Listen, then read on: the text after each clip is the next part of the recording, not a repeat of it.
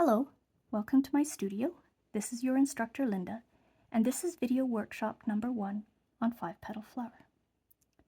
As much as possible, I want this video workshop to feel like the actual workshops that I run in person, so everything will be done in real time and quilling elements will be made on the spot. So let's start with what is 5-petal flower.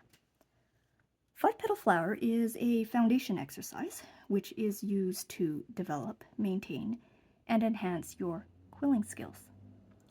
I also use it to get constipated expressions from my students when I tell them they're not allowed to skip it before the workshops. But seriously, 5-petal flower is very important. It is like an athlete's warm-up and conditioning. It is something that you should do ongoing in order to get yourself into the mindset and the rhythm of quilling, as well as getting a snapshot of where you are in your techniques and where your improvement needs to be. So 5-petal flower actually has 2 parts. The first part of the 5-petal flower exercise, we actually quill quilling elements using just regular shredded office paper. These happen to be pieces of paper that I shredded using my paper shredder. Just regular office paper.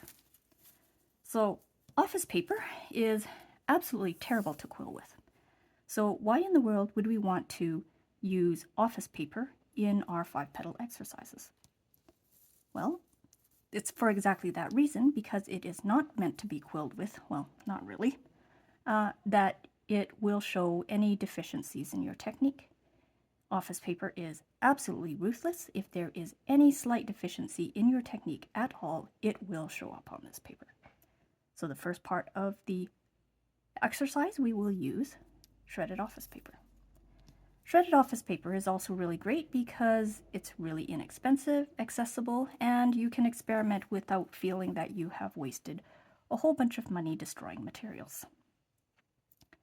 So 5-petal flower is called 5-petal flower because I would like you to do a minimum, at least, of 5 quilling elements. Now, if you want to do 6, 7, 8, you can do however many your heart desires, but for the exercise, do at least 5. That's why we call it 5-petal flower. So let's start off with basic quilling techniques.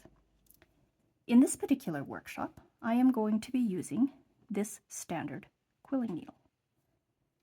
If you're in my intermediate or advanced workshops and you have the fine point needle and the ultra fine point needle, feel free to substitute the standard needle for this in your exercise. So I like the standard needle. It is the most user-friendly, the most robust, and easy to control. So this standard needle is a slotted needle. You can also quill with non-slotted needles. However, I never use those in my class. I will be very honest with you, I don't use them very well, so this is what I use. If you don't have this particular quilling needle, you can use whichever quilling needle you have, but if you do have the same ones as what I use in the workshop, it does make it easier to follow along. So let's actually start with making a quilling element. So on the quilling needle, there is a slot.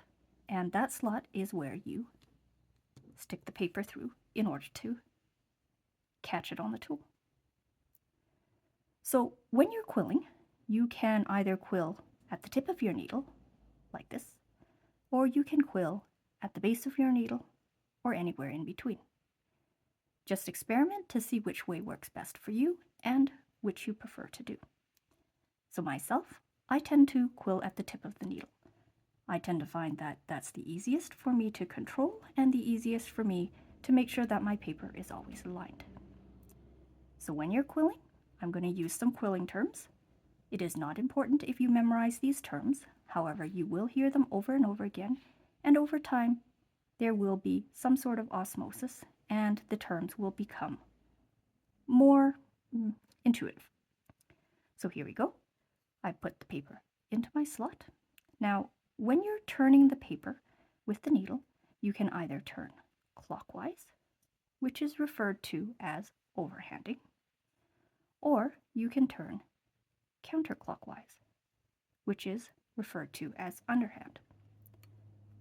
So for those of you who've crocheted before, you probably would have heard the term yarn over and yarn under. So yarn over and yarn under refers to when you're crocheting, whether you turn clockwise around the hook or counterclockwise. So likewise with quilling, there is an overhand, which is clockwise, and in clockwise your paper goes over top the needle and over top the paper, like so. If you're an underhander, you're going the opposite direction. You are going counterclockwise, and the paper will go underneath the needle, like that. Now, because I'm not sure in this video whether or not you can actually see well, I'm going to use my fingers, pretend it's a quilling needle, and if I turn this way with the paper under, that is underhand. If I turn this way with the paper over the needle, then that is overhand. If you're new to quilling, do try both ways, both underhand and overhand. There will be one way that feels natural for you and is easier to quill. Just like some people are right-handed and some people are left-handed, there is no right or wrong way. It just happens to be the way you quill. Now, one of the things I will comment on is if you are a natural overhander, then during your quilling techniques or quilling sessions, as much as possible, always turn the same direction. Likewise, if you're underhanded, then always do underhand. Why is that important? Well, it is important because we're trying to build muscle memory, and we're trying to make our elements as much as possible consistent and predictable. And if you're doing the same direction all the time, it is a lot easier to keep it consistent. Not to mention, some of the techniques that I will teach you, like beehive for example, will be completely messed up if you alternate between overhand and underhand during your techniques. There are some techniques in more advanced and intermediate courses where you will be required to alternate between overhand and underhand. So eventually, you will have to do both. However, for the moment, experiment and see whether you prefer underhand or overhand. Now, I happen to be an overhander myself, so I always tend to like to rotate my elements clockwise. There's also another term as well too that you may hear in my courses, and that is tight hand and loose hand. So tight hand and loose hand refers to how tightly you wind the paper.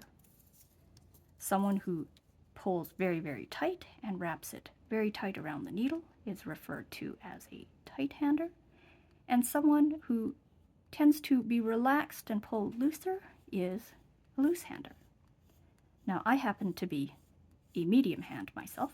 I don't believe that I pull it very hard or very soft. I'm kind of somewhere in the middle.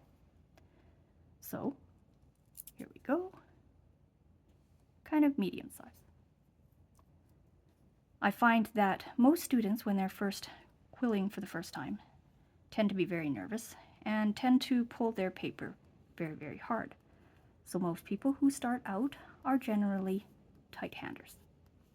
That will relax as you get into the rhythm and are less stressed and are relaxing during your formations of the elements. So just to kind of give you a visual representation, here is one that I did with a tight hand, and here is one that I did with a loose hand. So you can see the loops in this one are fluffier and spaced further apart, and this one is closer together. Now, is it wrong to be right-handed or tight-handed or loose-handed? Absolutely not. Everyone quills differently, and just because your loops are different from mine doesn't mean that you've done it wrong. So one of the things I will kind of teach about winding is about 3 things. One of them is the level of your paper. So if you imagine your quilling paper like a toilet paper roll that has been unwound and you're trying to rewind it, when you wind it back up, you do want to keep as much as possible when you're rolling the 2 edges of the paper exactly on the same level. And how you will tell if you've quilled it and everything is on the same level is if you put it on a flat surface and the coil is flat, like a pancake. Now, if you are not keeping your edges straight, and so I'm going to roll this one where I'm deliberately not going to be rolling straight, I'm going to roll it slightly at an angle, and I'll show you what it looks like when you do that. So here we go. Okay, so see how this particular roll, unlike this one, is popping up from the center and is not staying flat. One of my students in my class called it a pop-up cake, which I think is a very apt description. So when you have an element that is not flat, so if I turn it sideways, let's see if you can see it. Turn it sideways. If it pops out like that, that means you are rolling to one side when you're rolling. You do want it to be flat, like that. Okay? The other thing that you should look for as well, too, is how even the rings and the loops are. If the loops look like they're nice and soft and are making a nice spiral, that means that you are consistent in your pulling. Now, if you're inconsistent in your pulling, you will have areas in the loop that are very, very tight and areas in the loop that are not. So in this one here, I am going to pull very, very tight in the center, right? And then as I go to the edge, I'm going to relax so you can see what I mean. Oops. Let's finish this. Okay, so here's the coil. So you can see in this coil, very, very tight, lots and lots of loops in the center there. And as I got to the edge, bigger. So when you see that in your practice paper, that means that you are inconsistent in the pulling. There is some areas where you're pulling really tight and some areas that you're pulling too loose. So you do want to keep consistency. Okay. The other thing as well too, when we're looking at deficiency in our techniques, is whether or not our rhythm is smooth and continuous when we're rolling. So if you roll and you're not consistent, meaning that you are starting and then stopping and then starting and then stopping, what you'll notice when you finish your loops is that you will end up with kinks in your paper. And if you are looping on the office paper and you see kinks in your paper, that's actually what you've done wrong. So here we go. So kind of hard to see, I think, with the camera, but there are several areas in this loop that, instead of having a nice round loop like that, are kinked like that. So if you see kinks, then that means you are inconsistent in your pulling. So when you're doing your techniques for 5-petal flower and doing your foundation exercise, I think it is very important not just to do the exercise to get it done and over with because Linda said so. Actually use it to observe and critique and improve your technique. Okay? So, now that I've demonstrated basic quilling techniques, I'm going to actually start on the actual exercise. So in the actual 5-petal flower exercise, I use these circular templates. And the circular templates are made so that when you make your quilling elements, they are a consistent, repeatable, and predictable size. So here we go. Let's grab the paper and start our exercise. So those of you who are in my class and have your materials in front of you, you can work along as I do this instruction. And if you need more time, just pause the video to catch up and work at your own pace. Okay, so I didn't put that properly into the dome mold. So I keep using the term quilling elements. And in case you don't really understand what I'm talking when I say quilling elements are these little pieces of the quilling that you assemble together like, well, Lego in order to make a final piece. So any part of a quilling piece can be referred to as a quilling element. The very first quilling element we always learn is this one here. So this is a tie coil. When you roll the paper and it is still in this position, that's what you call the tie coil. Now there's more than different ones for tie coils. There is the regular, and there is also the ring coil, which is also a type of coil, tie coil. So that one I will cover in one of my other sessions. So once you pull it off your needle and you drop it into one of these molds, it'll pop open. And now it has gone from being a tight coil into a loose coil. More specifically, this is a open loose coil, which means that you have not glued the edges down. So these open loose coils, eventually I will turn into closed loose coils. Okay, so here is 5-petal flower.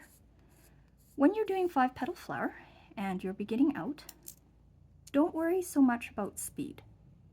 What we're after is consistency in the technique and a nice looking element.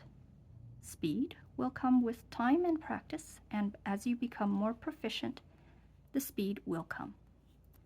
So I've been quilling now for over 30 years. So although I am not the fastest in the world when it comes to quilling, I'm probably faster than a beginner. So here we go. I've got 3 elements done. And after I've got all the elements done, I will start critiquing myself. So when I'm looking at these elements, I can tell that they are mostly very flat. I don't see a lot of pop-up cake, right? So I do know about myself that I'm very consistent about keeping my paper aligned. Now when I'm looking at this, partly because I'm distracted while teaching the video as well, I notice that in this loop here, I've kept a very consistent pulling hand, so all the loops tend to be the same distance apart. Now, if I'm comparing it to this top loop here, I can see I pulled harder in the middle of the loop, and then as I got towards the edge, I softened up and the loops became big.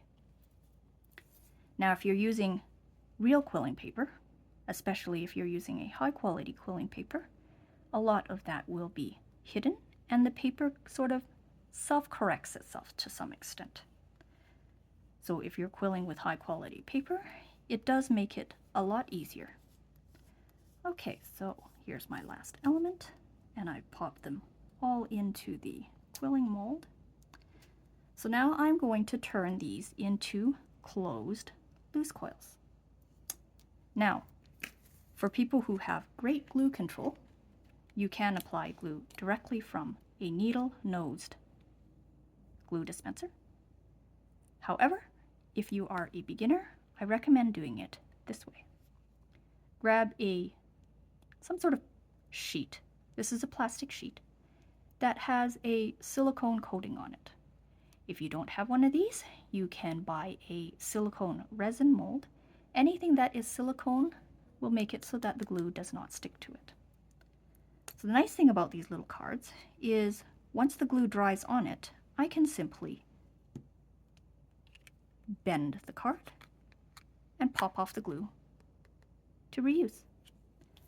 Usually when I glue, I have 2 of these sheets going, one that's drying and one that I'm working on. In this particular workshop, I'm just going to use one. So if you're new to quilling, one of the biggest mistakes that people make when quilling is they use way too much glue. If you use too much glue in your project, you're going to end up with glue marks all over it, and it is not going to look very nice. It's going to look like there's a whole bunch of residual glue. Now, if you're using my glue of choice, which happens to be this PPA, this glue is really nice because it is strong, it is self-leveling, self-absorbing, and dries with a lot of the glue absorbed into the paper, so you don't get as much of the sticky residue as when you use tacky glue or school glue or Mod Podge, right? So you can use all of those. This is my choice, but you don't have to use that, of course. Okay, so back to our quilling elements here. So we've got all of the coils in there, and I am going to turn this into closed coils. Now, on these particular templates, there are little notches out of the circles, and these notches are where you use the tweezer to grab the quilling element. So let's see if I can center this on the screen so maybe you can see it a little bit better. So there's the hole on the quilling element. When you are grabbing the quilling element, you do want to make sure you grab more than one loop. If you grab just the one on the outside, when you pull out your quilling element, the whole thing will uncoil. So here I've picked up the quilling element. This is what it looks like. So what we're trying to do right now is we're going to close that up so that it is a closed loose coil. So here I've grabbed it in my hand with the little tail still there. And this is where we use the glue pad. I used a pin stylus. However, if you don't have one of these, you can use anything that is basically sharp and pointy. In fact, in my quilling classes, I make these custom styluses out of a recycled mechanical pencil and a sewing pin. So why do we want to use the stylus instead of applying it directly from the glue bottle? Well, for beginners, because squeezing the glue bottle to get exactly the right amount of glue is a very hard thing to do. And for most students, gluing is their nemesis, and too much glue can completely ruin your project. So we're going to use a stylus. When you're picking up the glue with the stylus, you want a very small amount of glue. The amount of glue should be equivalent to about the size of a pinhead.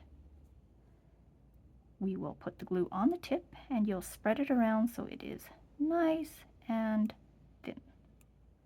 The thinner the better. Okay. So then with our tweezer, we will fold down the flap. Make sure that the paper is aligned so that you get a nice even connection. You don't want to connect it so that the paper is tilted, otherwise you will end up with misaligned glue marks. So here is the first quilling element already done. So I'm going to grab the other ones. Now you do want to place a very small amount of glue onto your glue pad, just because if you place too much, it could potentially dry and you could waste a lot of glue. So here we go. Here's my second one.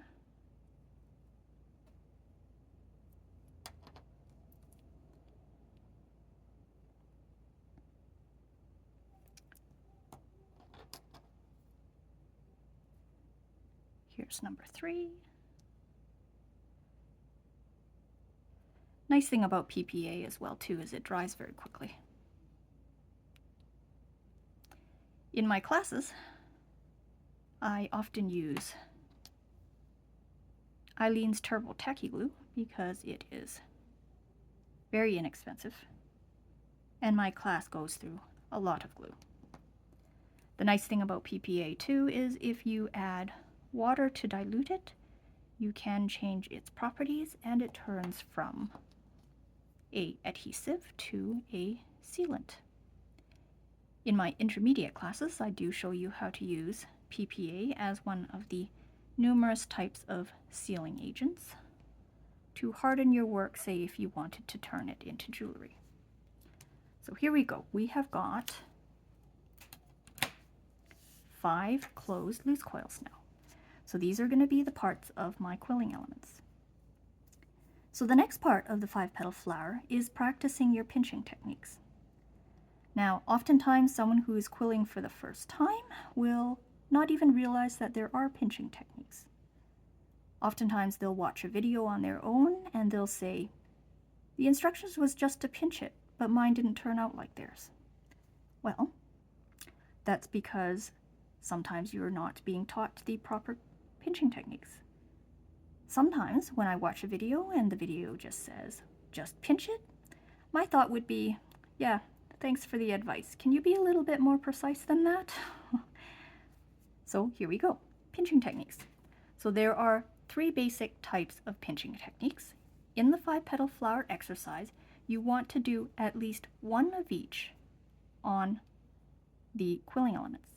The other remaining 2 can be used to practice whichever pinching technique you want to repeat more than once. So the first pinching technique is what I refer to as the free pinch. In the free pinch, you are grabbing the quilling element by its side, like so. Now, one of the things that I always tell people is be conscious of where your glue mark is and turn the element so that when you're pinching, that connection will be in a place in your project that is hidden. Makes it a little bit more clean and a little bit more seamless. So in this particular one, I'm going to make a teardrop shaped 5-petal flower. So with the teardrop shape, I'm going to put the connection point at the tip of the pear in order to hide it. So I am right-handed, so I'm going to turn this element around. There we go. Free pinch. You hang on to the edge and you pinch like that. Now, a free pinch is exactly like it sounds. It is free. This little coil on the inside can move to wherever you want. Usually, it slides in the opposite direction as your pinch, right? So here we go. I'm going to do a free pinch, and it looks like that. So let's leave that aside for the moment. Free pinch is used when you want inconsistency in the appearance of your quilling elements. Say if you're doing a flower field where you want the petals to look more randomized and a little bit more, well, less like clones, then you can simply use the free pinch.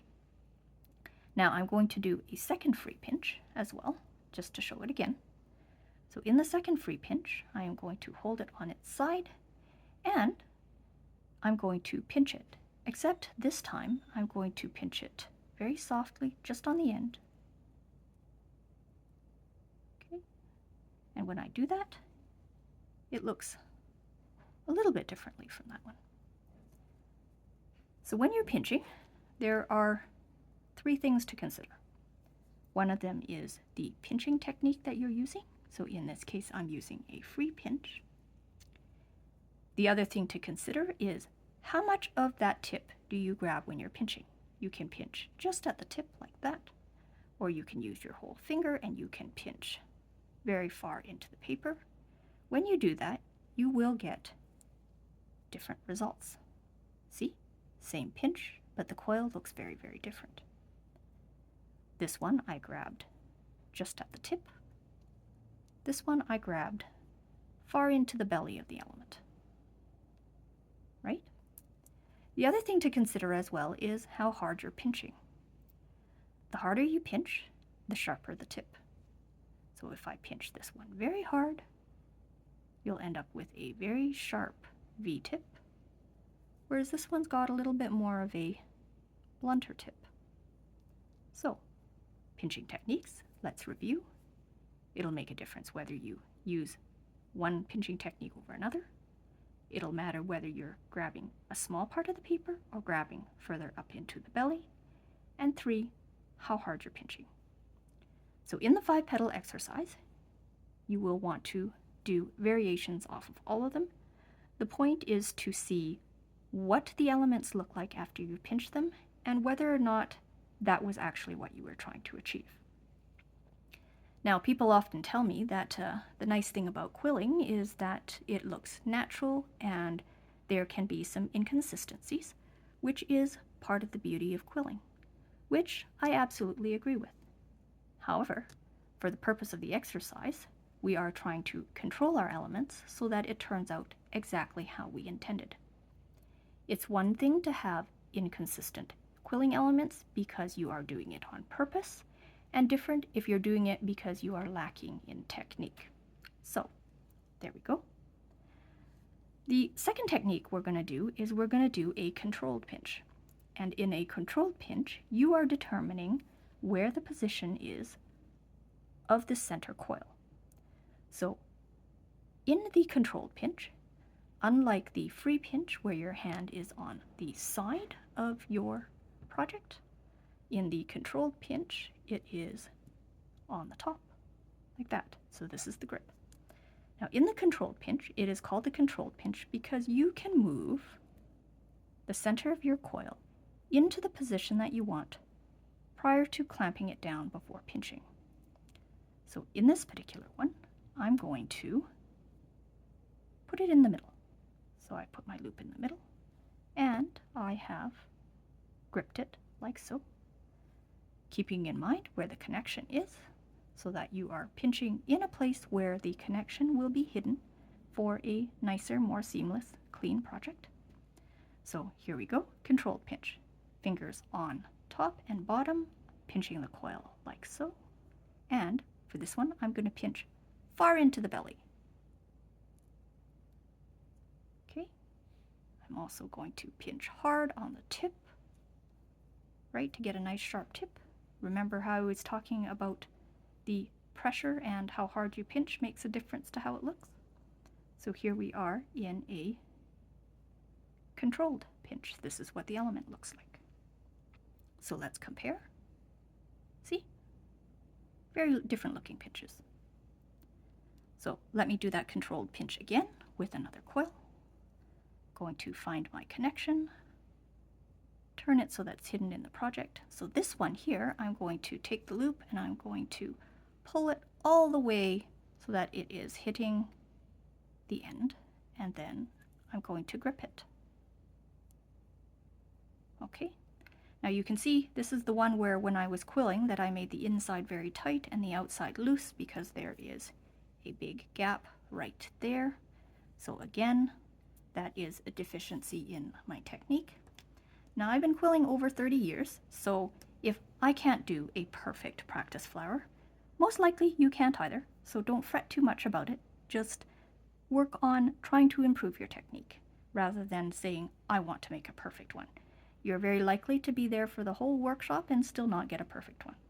So here we go, controlled pinch. In this one, I have brought my element all the way to the edge. Okay, and then I'm going to pinch. And this one I've decided just to pinch at the tip with a fairly hard pinch. And you can see here that I was inconsistent in the grabbing because there is a little bit of a divot and a dent in my pinch there. That is okay. I've made a note of it, and it's something I'll pay attention to when I quill. So here is the same controlled pinch where I've put the coil in the center. This one I've moved the coil to the end. So basically, the more coils that you push away from your pinching area, the less swirls you will get.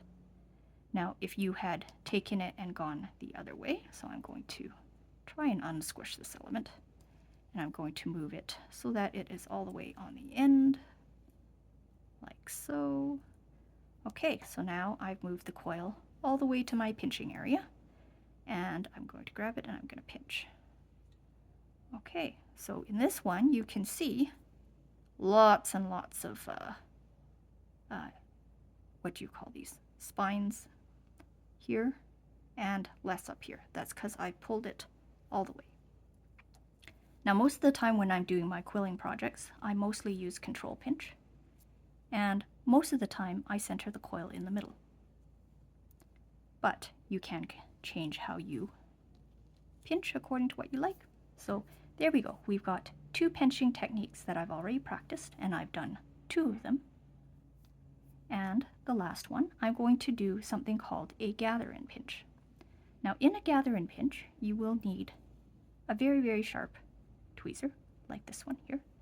This one happens to be a Vetus 00JP, which I really like because the tip is very, very slender and sharp, and it's made of a very hard material, so it doesn't bend or dent. Now, if you're working with a tweezer that doesn't have a perfect tip, say it is damaged and twisted to the side, you're going to have a really hard time gripping your elements properly. You'll find that all of your pieces will start to look lopsided when you pinch, and sometimes you don't even realize that the reason why is because you're using a tool that is not in perfect condition. So do make sure that you observe the tip of your tweezers to make sure that they are always in good condition and not bent. and you will probably have more success. So let's do the last one, which is the gather and pinch. So in the gather and pinch, I am going to look for my connection again. And in the gather and pinch, you want to grab with your tweezers from the center of the element so that you grab every single loop. So let's see if I can show this on camera. So like this.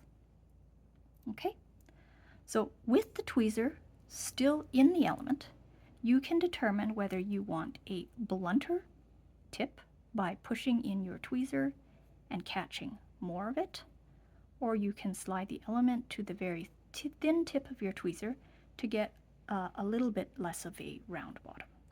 So in the gather and pinch, with the tweezer still in the element, do not remove the tweezer. You pinch. And again, the same thing, you can pinch just the tip, you can pinch further out into the belly, you can pinch hard and you can pinch soft. All of that will affect how your element turns out. And it is during this exercise that you can experiment and make sure that you know what the element will turn out like.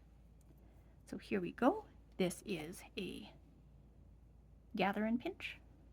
So the gather and pinch is very obvious when you're comparing it to the other pinches, because you can see that in the gather and pinch, let's see if I can focus this. Gather and pinch, you have these round, oval, circular spines, as opposed to this one where you have very sharp V's. So there's your 3 different pinching techniques. So after you've got your pinching techniques, I'm going to show you assembly.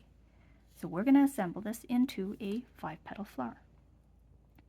When you're assembling it into a 5-petal flower, left on your own, this is what most of my students do.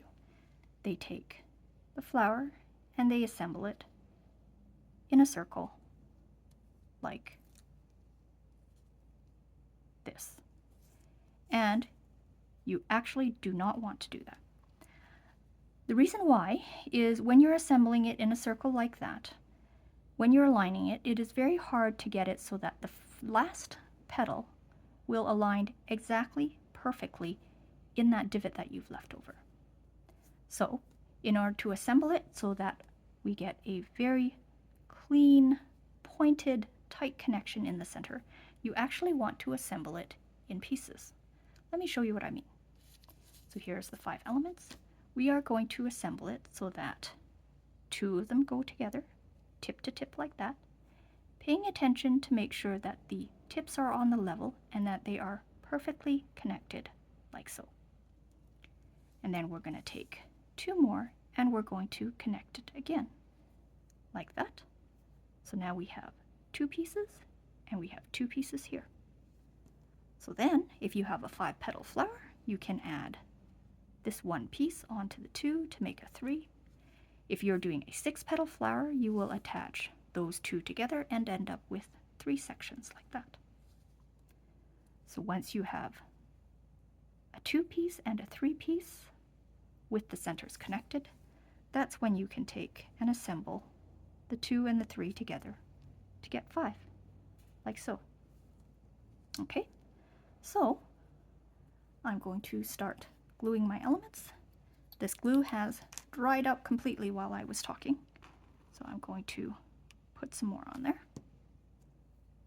Okay, so when you're applying the glue, again, same thing to be conscious of, do not apply too much glue.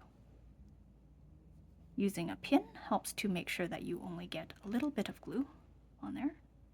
So I'm going to apply the glue and I'm going to spread it nice and thin and assemble it so that the tips are very close together. Now, if you don't have a quilling clamp, you can pick up the elements with your tweezers, like so, checking to make sure that the tips are very connected. So there's 2 ways you can do this. You can either hold it with the tweezer till it dries, and usually if you count to 5, 1, 2, 3, 4, 5, that is usually enough for the paper to stick. Now, if you're using a 120 GSM paper that has a pearl finish on it, the pearl finish does take a little bit longer for the glue to adhere. So when you're using your paper, depending on the type that you use, you may have to hold it a little bit longer. So here we go. I've got the two tips, and I've made sure that I have a perfectly connected center, like this. Okay, so now in my class, I use these wonderful little clamps, and these little clamps will help me to connect my projects together and hold it tight during the drawing process so that I don't have to hold it with my hand. See? Like that. Okay? So I probably will be doing a separate video on how to use the clamps most to their advantage, but I won't do that in this particular class. I'm just going to use them. So here we go. So we've got a 2-piece, and we're going to make a 3-piece. I'm going to grab this and apply the glue. I'm making sure that the tips are perfectly aligned. I'm going to grab a clip. I'm going to clip it down into position. Now the very important thing is when you're clipping it down into position, however you clip it is how it's going to dry. So make sure that everything is aligned before you put it aside. Okay, so by now the 2-piece should be well dry. Yes, nice and secure. Okay, there we go. So that should have been long enough for the 3-piece to dry. There we go. So we're going to assemble now the 2-piece to the 3-piece. And when you can do that, you can see that you get a very nice sharp connection in the center. Right? So something to pay attention to, because the 5-petal flower is also not only training your rolling techniques, but also your gluing and your assembly techniques. So here we go. Grab it with the tweezer. 2, 3. 2, 3. Okay, so here we go. 5-petal flower on office paper. Right?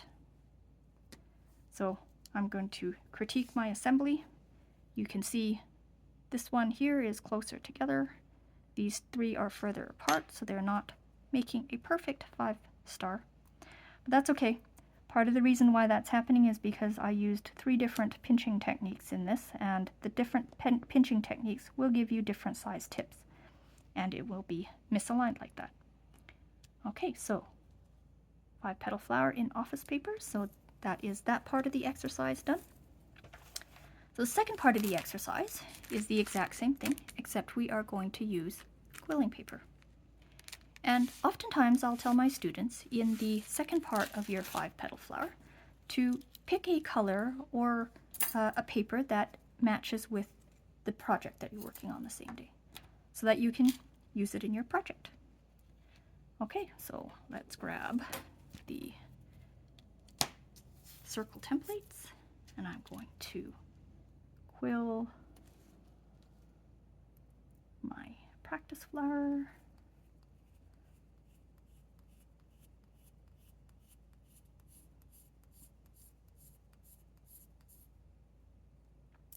Ooh, I smell food. I think someone is cooking.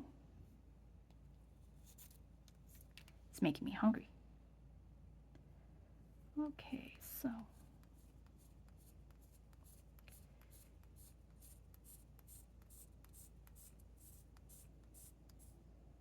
element number 2.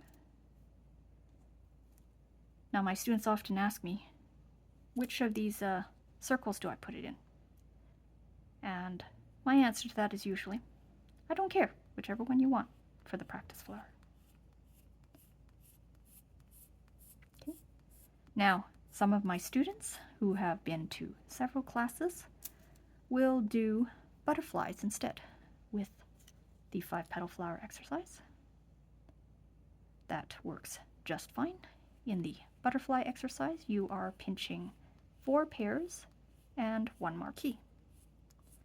So I really don't care which quilling element shape you make in the 5-petal flower. You can do pairs, you can do marquees, you can do S shapes, you can do crescents, whichever. The point of it is to practice your pinching and your assembly techniques. Glue control and just basic control over rolling and tension. Okay, so there we go. All right, so I've got 5 elements here, and more or less even some inconsistency in that particular loop right there, but I'll keep that as a note. So just to make things a little bit faster, I'm going to go directly from my glue bottle here.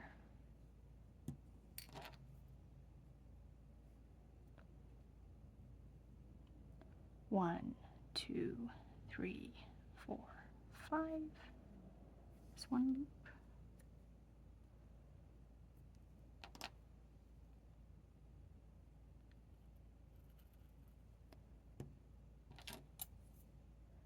So in case those of you are curious, this is 120 GSM paper with a pearl finish on it. It's a mid-weight type of paper that I really enjoy quilling with. Kind of stiff enough to keep your loops and soft enough that you can bend it and loop it fairly easy. I'll probably do an additional video on quilling paper and what type of paper to use in what instances.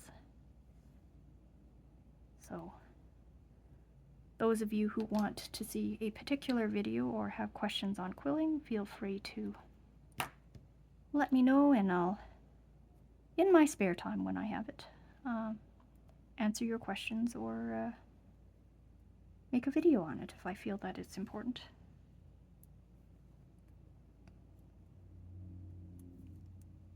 Okay, there we go.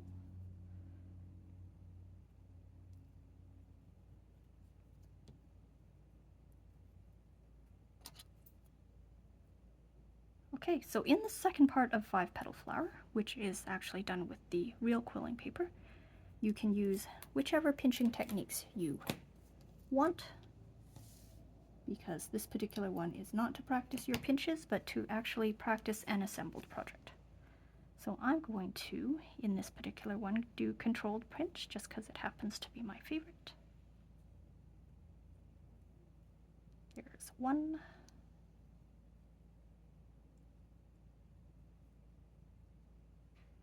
And I'm going to put the paper loop in about the center.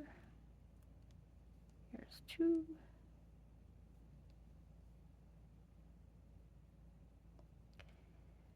This is one of the reasons why quillers will, first-time quillers will often give up on quilling very early on. I find most of the people that attend my classes will either attend just one and then quit after, or will attend many. There we go.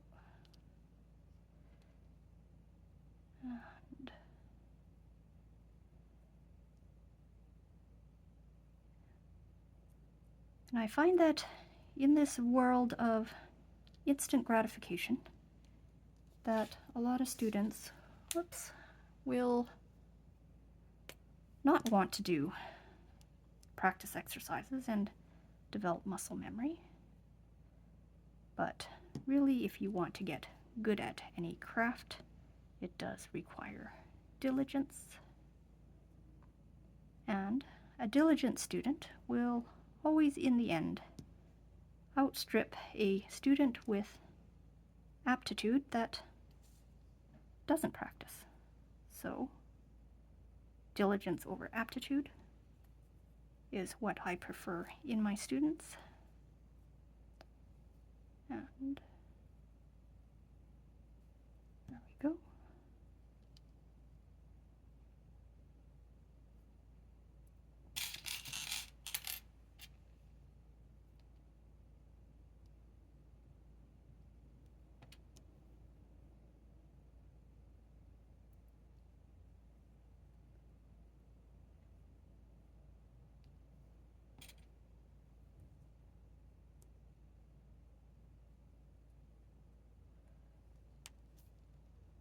1, 2, 3, 4, 5.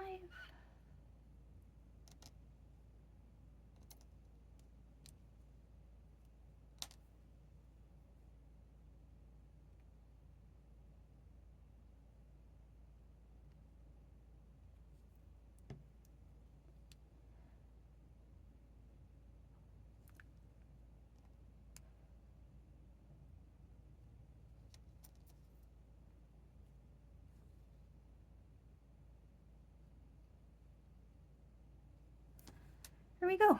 So here is the finished 5-petal flower. So let's take a look here today. How did I do? Well, for me this is about average. Not bad, not good. I haven't got a complete sharp connection in the center. There's still a little bit of a gap. However, it is symmetrical and making a perfect 5-pointed star. So that's what I need to work on. My pinching techniques and rolling techniques, this one is fairly consistent. This one's got a big gap in it, which means that when I'm rolling, I am not consistent in the tension that I'm using. So there we go. That's 5-petal flower exercise. It's something that I do recommend you do on an ongoing basis. And if you are in my class, unfortunately, I will make you practice it. But for those of you who are not in my class, I do recommend practicing this on a regular basis. It is something that will help you improve and maintain your techniques. Okay, so this session was very long. Congratulations to all of you who have made it in to the end, and hopefully I will see you in your next class. Thank you.